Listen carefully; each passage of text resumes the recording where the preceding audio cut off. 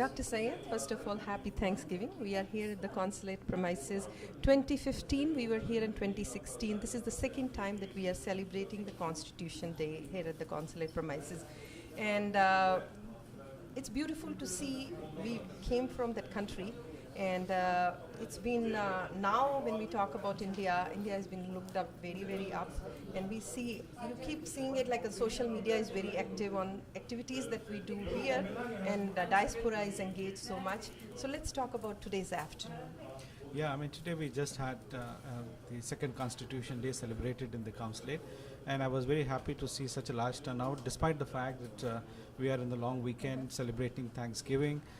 So that shows the commitment of our Indian diaspora to important events, and also a tribute, a fair tribute and a strong tribute to Dr. B.R. Ambedkar, who was the architect of our constitution, a social reformer and an economist. So we are very happy to host this event, and as you have rightly mentioned, that a series of events which we have been holding.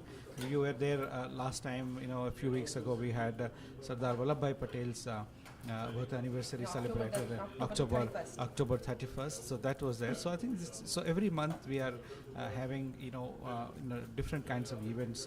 So this of course keeps us also engaged, and also it's a good way of communicating with people about the diverse kinds of activities which the consulate does. Not necessarily always only the passports, the visas, but then different issues. So we talked about the commercial events which are coming up also. The Chief Minister of Chhattisgarh is going to be here on 30th, and thereafter we are going to have, under the Make in India series, another very important seminar which is on the prospects of tourism and hospitality as a sector, investment sector in India. So that is again we are doing in collaboration with the Chicagoland Chamber of Commerce, Tourism Department in New York, and Air India. So it's going to be, so you can see that our calendar is more or less packed for the rest of the year.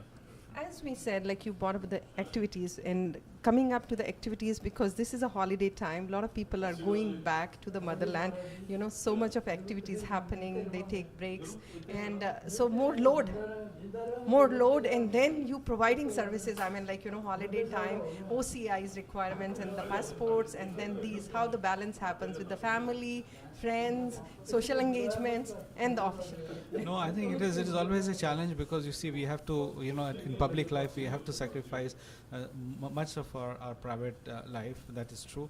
Last week I was there in Minneapolis, and that was a completely different event. We were promoting we were the co-sponsors of the rare diseases in India, because this is some aspect which not many people are aware of, and in India 72 million people suffer from that. And the first week of December we are hosting a counselor camp in the temple in Indianapolis, and there's a engagement with the community. So all this are there, and obviously it is you as a senior journalist, I see you in so many different events. I'm sure the same kind of challenge you must be having with elderly parents also with you. So, but then I think this is when we choose public life, we always have to balance between private and public, and then we feel happy to be of service to the society. As we say Thanksgiving, it's always beautiful to give things back. It's always beautiful. People are engaged too much in today's time, because the news which has been happening November the 8th as demonetization happened in India, the currency diaspora is very, very, means there's so much anxiety happening and so many speculations. So let's hear from you, as you being the senior most officer here, means representing the 9 states. So where do we stand today, so they can have patience? I always tell them, रात को बन्ना जी आप consul general को पूछो, वो मैंने कहा हाँ भाई पूछ लेंगे रात के, means जैसे ही आपको मालूम है क्या हो गया, अरे नहीं हमको जब मालूम चलेगा तो आपको भी मालूम चलेगा, तो आपसे जानना चाहिए. Sure, first of all, of course, one should understand the context in which this major step was taken. It's extremely bold step on the part of Prime Minister Modi. That is, first of all, to weed out the large chunk of fake currency notes which were floating in India, and then to stem corruption, to have a check on corrupt practices, and so this is something which was the main background. But now coming to the issue of non-resident Indians and the foreigners, what they should do in these circumstances. Of course, for foreigners, as per the FEMA regulations, RBI regulations, they can carry 25,000 Indian rupees while they're traveling abroad. To that extent, they can get it deposited in their NRO accounts.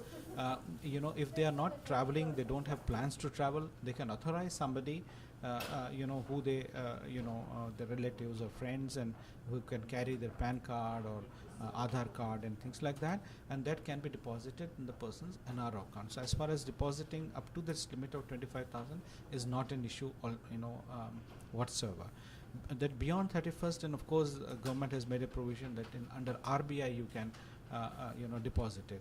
For the foreign tourists, what have been allowed is that when they land up at any international airport in Delhi, they can immediately change up to 5,000 rupees, and this limit of 5,000 rupees for a week only. Next week they can again exchange 5,000. This thing, and then our advisory to foreign tourists is that please carry with you, a debit card or a credit card which has, it is fully loaded one, so that in India, in many places, plastic money is a very common feature, especially the tourist circuits. So this was the thing. But having said that, the government has set up a task force, because most of the missions abroad have been sending to the government of India various kinds of queries which we have been receiving from diaspora members, from tourists, from many other people. So all those queries, of different nature have been sent to the government of India. For example, when people in Nepal and Bhutan, Indian currency is almost. I just came from Nepal. From there, so that. So what will happen in those places and many other places, for example, where workers are, Indian workforce is there, like in Middle East and all.